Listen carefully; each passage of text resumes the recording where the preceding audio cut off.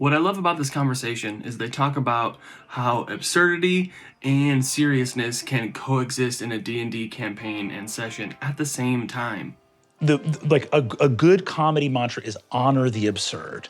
Find something not only like unusual, but truly outrageous and go, this is as serious as the fucking grave. Yeah.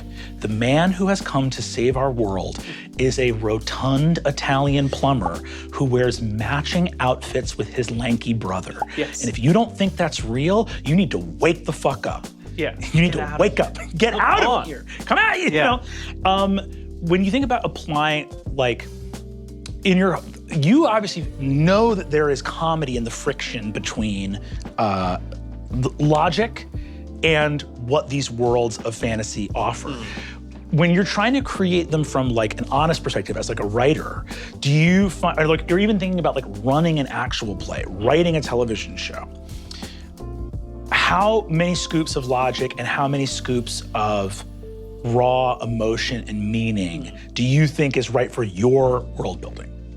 Ooh, that's a hard one because it does really depend on on the thing that I'm writing, right? Where like I truly love nothing more than going into an absurdist space and letting it stay absurd and never even thinking about the logic and like fully cartoonish. It's just like this can happen in this scene and then it doesn't have to affect the next one. Like I think that that's beautiful and wonderful. But I think especially when it came to like unraveled stuff, it was both like the best parts of that character, because it was just like a very exaggerated form, like so far exaggerated form of myself that it became somebody else, and that like when we were writing together, my coworkers and I would call it Unraveled Brian, and like, well, what would Unraveled Brian do in this situation? And it was usually like double down, right? And so like the best parts of that character were when it was like, I'm gonna take this seriously, and it was also the worst parts of that character were where it got into more of like a cautionary tale was when it was like, I'm taking this so seriously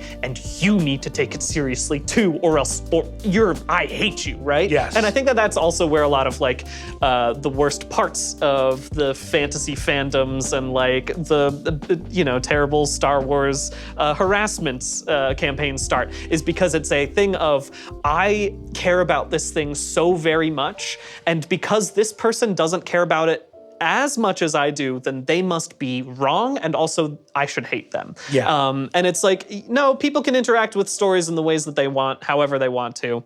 And there's no reason to gatekeep stuff.